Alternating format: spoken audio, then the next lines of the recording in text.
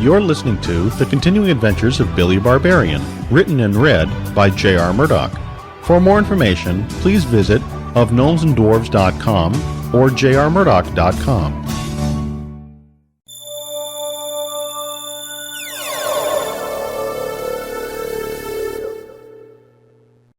Iman shook his head. Had he really just seen a dragon fly past the stage? It had only been there for a moment, and one of his unruly guests had distracted him for a critical moment when it had appeared. Who could have flown a dragon right down into the stadium and not disrupt a concert? And why didn't that dragon have any lights on it for night flight? The time for being nice had ended. Iman needed answers, but in order to get those answers he needed privacy. He'd invited the people who littered his stadium box with their presence. He wanted them out. He wanted them out, but didn't want to alarm them. He just wanted them gone. Gone and on to something else. How could he accomplish that? With all his careful and clever planning, he'd not even thought about getting these people out of his box. He hadn't anticipated needing an extended period of quiet and solitude. Everything was supposed to be in place. But he could see the stage, and that damnable barbarian wasn't on the stage. At least not anywhere he could be seen. He'd been given explicit orders to stay on the stage. He was a huge part of the night's goal. Iman couldn't stand it anymore. The constant chatter combined with Celine's caterwauling had to stop. He gripped the sides of his head. He needed to think. He needed to concentrate. Everyone out! The conversation ceased. What? One of his friends asked. He didn't even bother to turn and see who it was. I need to be alone. I want you all out. Now. Murmurs of party pooper and I thought this would happen and is he always so moody? Left the lips of each as they made their way out, and left Iman sitting and brooding. But they'd left. Iman took several deep breaths to regain his bearings, and focused on the task at hand. By his estimate, Celine had no more than 20 minutes left of her performance, before the big finale. He had to act in that time, and one of his pieces was now out of place. Iman pulled out the box he'd used to control Billy for that short time. Again, he'd need to see where Billy was, and if need be, get him back onto the stage and keep him there. He would be forceful if he needed to, but he'd rather Billy remain ignorant until the right time. With his face on the box, Iman entered Billy's mind and watched.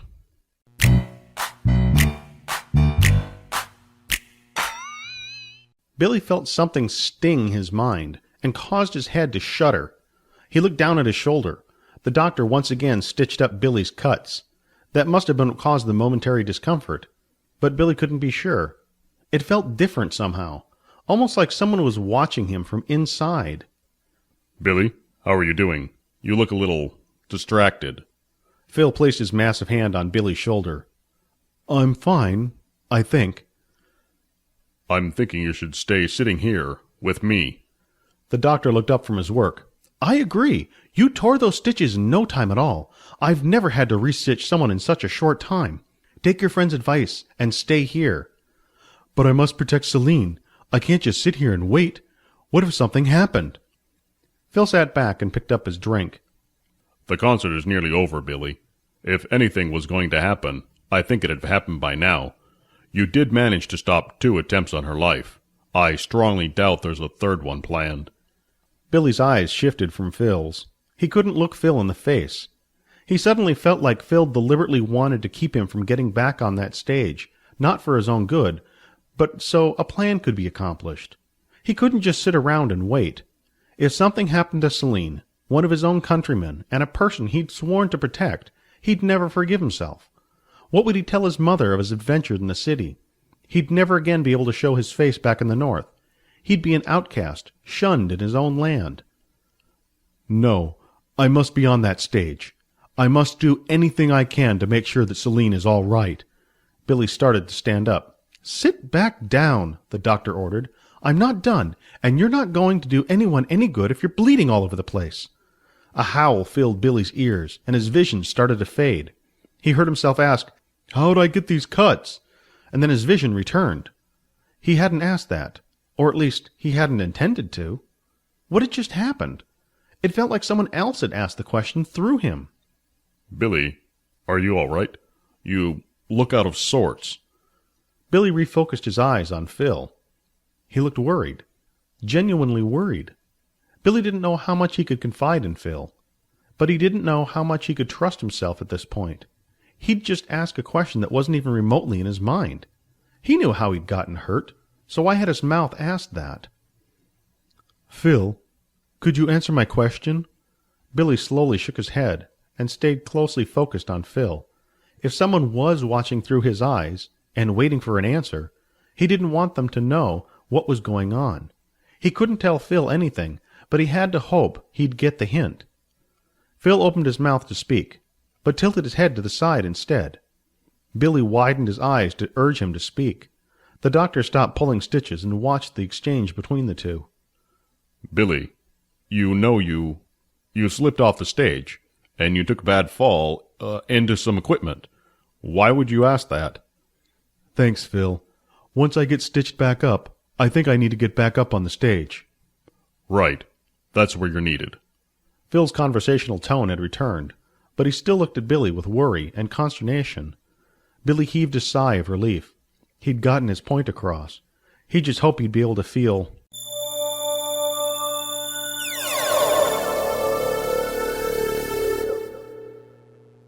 Iman pulled out of Billy's head. It could take him several moments to regain his composure, but he cared little about composure now. He knew where Billy was, and the big oaf would be headed back onto the stage any time. Something about the situation didn't feel right. A nagging sensation that Billy had somehow just lied, and gotten Phil to lie.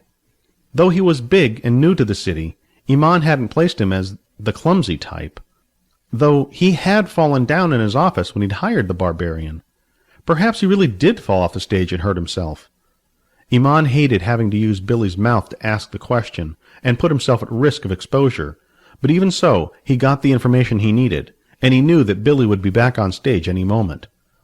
That Phil would have to be dealt with, possibly before Iman put his plan into action. He couldn't have the agent putting anything at risk just to save his pretty little client. Iman laughed, and thought of her more as petty, and not just pretty. She was nothing but a tool to be used, just like Billy and Jack and Phat. They were all tools to serve his needs, and he needed them all now. Iman pulled the orb from his pocket and thought of Jack. He had to make certain that Billy got back on the stage, and he wasn't going to risk another entry until he had to. He also wanted Billy in plain sight, where he could see him. Once Billy was on stage, he could use Jack for a diversion with Phil. He just had to make sure Jack understood the diversion and put it in action. This is Jack. Jack, I need you to get Billy. Billy's not here. I know, you dolt. Iman took a breath to calm himself down. I can see he's no longer on the stage. I need you to go backstage and ensure that he returns to the stage to protect Celine. I've heard word that he had a bad fall off the stage, and he's with a doctor now, getting stitched up. You mean he popped those stitches already? Jack asked with the tone of an annoyed parent. Iman nearly exploded. Already? You mean he already had those stitches? Suddenly he knew that Billy had managed to lie. That barbarian had somehow detected his presence and managed to lie. Iman wanted to throw the orb into the crowd. Perhaps someone else's pain would make him happier. But he needed to take care of business. Yeah, he had gotten hurt when Celine was attacked in her dressing room. But I was just... how come you or Phat didn't report that to me right away? Who attacked her? I want details. Well, the hairdresser and the makeup artist turned into monsters and attacked her. Billy went in, and he and Phil killed them. That's how Billy got hurt. He must have popped his stitches when he fell off the stage. I don't think he fell off the stage at all. What? Never mind. Go and get Billy, and get him back on the stage. Phat. Yes. I want you by Billy's side for the remainder of the concert. If he goes anywhere, I don't care where he goes, you follow. Understand?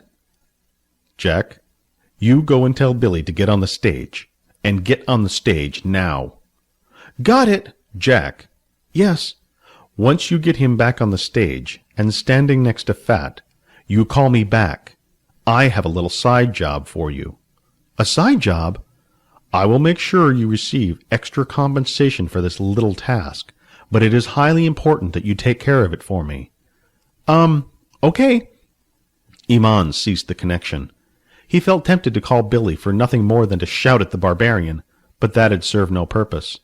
He hated having to shift pieces around at the last minute, but the damage was done.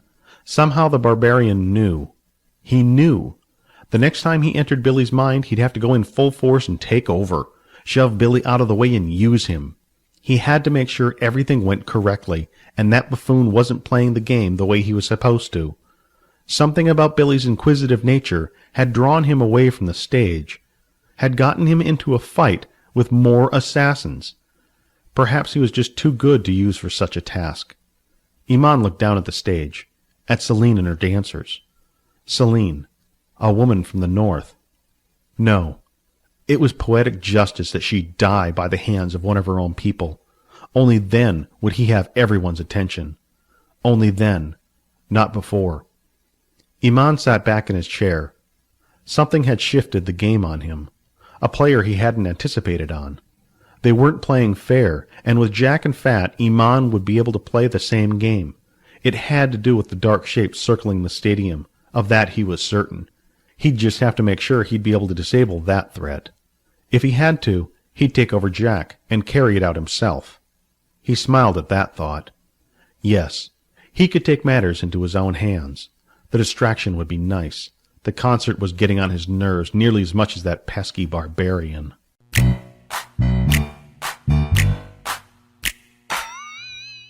Billy nearly collapsed into the doctor as part of his mind flashed with the searing pain of a sword being withdrawn. Both Phil and the doctor helped him right himself. His breath came in ragged bursts, and spasms overtook his entire body for several seconds. Billy, what happened? Billy! Phil gave Billy a light shake. Billy! Give me a moment, Billy said as he tried to catch his breath. Something had not only been inside his head, it had ripped itself free. The pain left him drained, as if he'd just run across the entirety of Sethopolis, and sweat poured down his face. Why had someone been inside his head? What did he have to offer that anyone could use? Take your time, Billy, Phil said, and pushed a glass of water across the table. Billy picked up the water, but his hands shook so violently he couldn't get it to his lips. The doctor took it from him and helped him take sips of water. He didn't realize just how dry his mouth was until he took those first few sips. The whole experience left him feeling cold. He'd grown up in the cold of the north, but never in his life had he experienced anything like this. It felt as if his very core had been frozen and cast into a lake. I'll be all right, said Billy as he wrapped his arms around himself. The doctor tried to ease Billy's thick hand away from the fresh bandage. Don't be touching that. I really think you should stay here. I don't know what's going on, but I must be on the stage. Something is going on, and I feel best if I'm on the stage near Celine. Do you think it's best for her? Phil asked. What happened to you just now? I think someone was inside my head, trying to use me somehow. I think whoever it was the one that just asked you how I got hurt. Phil's sharp-toothed mouth dropped open. Mind control? On this backwards planet? I don't believe it. Billy said, I know what I felt, and it wasn't me. It had to be someone else. Has this ever happened before? Do you have a history of this in your family, perhaps? History of what? Having our minds taken over? No, of, how do I put this lightly, being wrong in the head? I strongly doubt that someone here could have taken over your mind. It's magic, Billy said, nearly in a whisper. Magic? Phil laughed. I've seen a lot of things, but never anything to make me believe in magic. It has to be. Iman is looking for you, Billy, Jack said. What? Billy looked up at Jack. Iman is... What happened to you? You look like you've been run over by a dragon. Billy smirked. Jack couldn't know just how close to the truth he was. His smirk changed to a frown. Jack had been the one to offer him this job. He'd brought him to Iman. He knew Iman and had worked with him before. Billy suddenly felt as stupid as Jack had said he was back when he'd met Phat. Billy looked at the ground. Billy, are you all right? Jack sounded concerned. Billy looked up. I'll be fine. Won't I be fine, Doctor? Yes, you'll be all right, but I don't think you should be up there on that stage. You'll only aggravate those wounds further.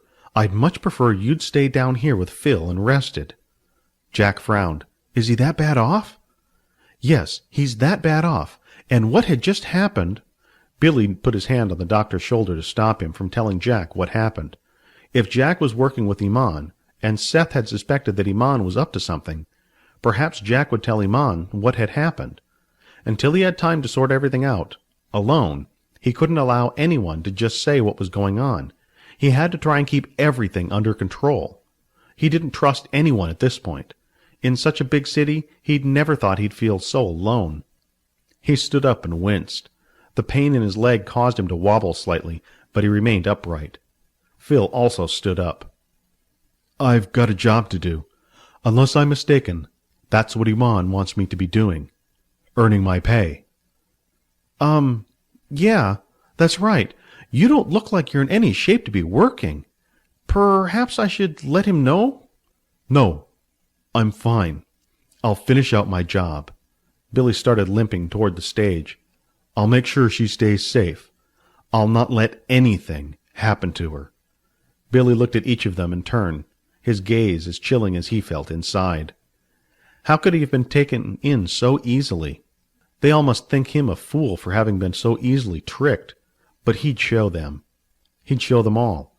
When the concert was over, and Celine was still alive, not just alive, but safe from their hands, killing hands, they'd know not to try anything like that again. He'd reveal their plot to destroy her, and she'd know that he was her savior. But to what end? Why should he save her? She'd been nothing but mean to him. Well, except one point where she did confide in him that it was all an act, but could he even trust her? Why wouldn't she try to trick him? Sure, they were both from the north, but she'd been living in the city for a long time. She could be just as corrupt as they were. But why would she try to kill herself? Billy shook his head. He'd have time to think things through back up on the stage. As long as he had her in his sights, she'd be safe. He knew that. Let's go, Jack. I'll come with you, said Phil.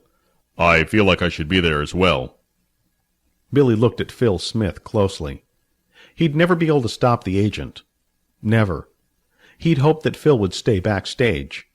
For the first time in his life, Billy felt worried that things could go horribly wrong. He didn't want to fail. He couldn't fail. Celine's life depended on his success. But her saving also required trust. Phil had played along with that little ploy to fool whoever had been inside his head. Perhaps he could extend a little trust. Only a little. You two go ahead and head up on stage. I need to take care of something, Jack said. Billy studied Jack.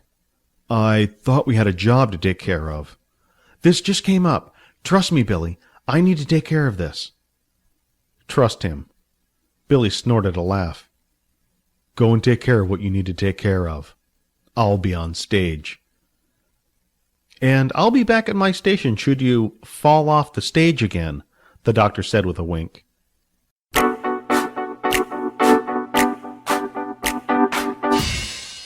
Thank you for taking the time to listen to The Continuing Adventures of Billy Barbarian. For more information on this book and its author, please visit ofgnomesanddwarves.com or jrmurdoch.com. And again, thank you for listening.